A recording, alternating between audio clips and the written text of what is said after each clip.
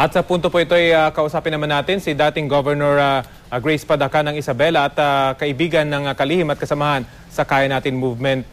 Governor, paano po niyo nalaman yung pagkakatagpo dun sa katawan ni Secretary Robredo?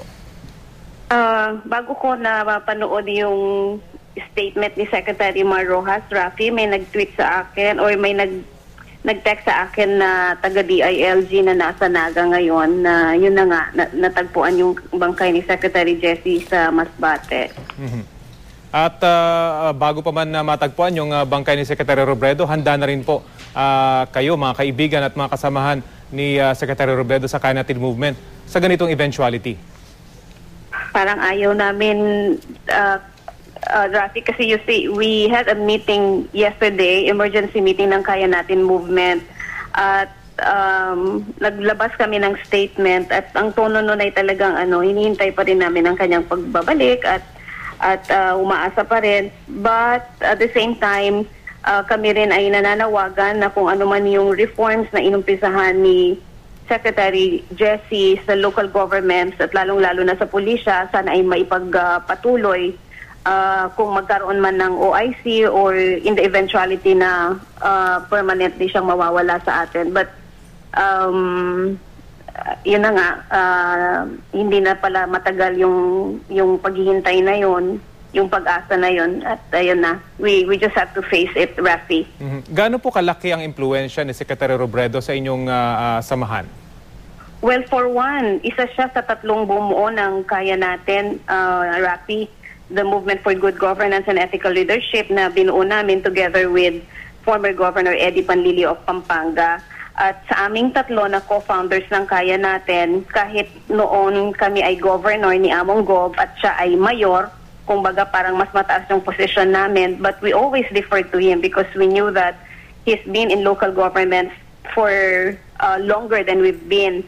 At yun na nga na, yun ang kahanga-hanga ang tagal niya bilang mayor at naging DILG secretary siya, pero yung lifestyle niya, yung kababaang loob niya, yung simplicity niya ay nandoon pa rin. Lalong-lalo na yung idealism niya ay hindi nawala. Nahaluan ito ng pagiging practical, ng pagiging realistic, ng pagiging effective. Yon sa kanyang pamumuno sa lahat ng kanyang mga hinawakang posisyon. Opo. Kilala po natin si Secretary Robredo sa kanyang political na buhay, pero paano po niyo siya i-describe bilang isang kaibigan, bilang isang tao, Governor Grace? No frills, kumbaga walang kaarte-arte sa katawan. Yun nga yung lumabas nga sa meeting namin kahapon sa Kaya Natin, there are times when kahit na DILG secretary na siya, bigla siyang darating na parang hindi mo mahahalatang nandyan na pala siya. Ganon.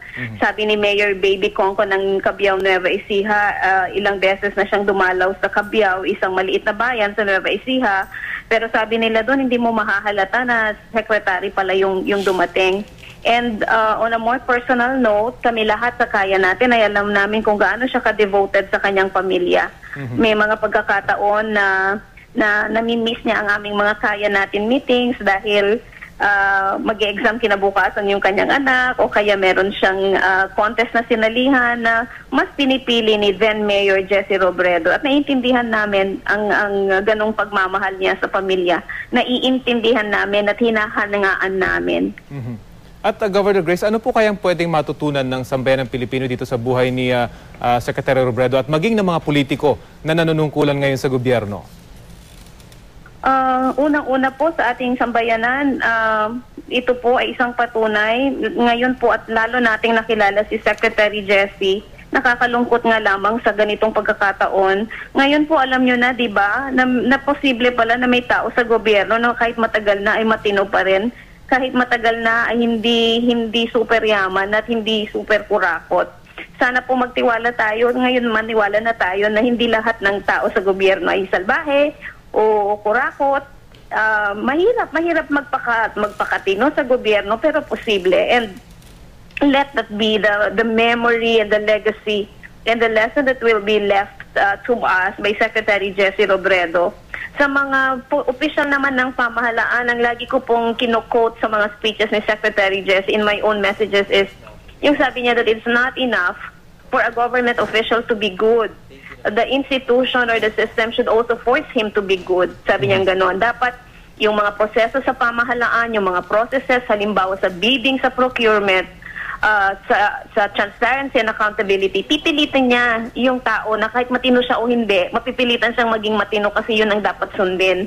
And I think that's what he's done with DILG. Matagal na yung mga processes na yan, marami ng DILG secretaries at Pangulo ang nagdaan, pero napakita niya sa DILG, sa kanyang pamumuno sa Naga, na sundin mo lang yung batas, mapapatino mo yung sistema. Okay. Sige po at sana po marami sanang sumunod dito sa mga ihemplong ipinakita ni Secretary Robredo. Marami pong salamat, Governor Grace Padaka, sa inyong oras. Thank you, Rafi.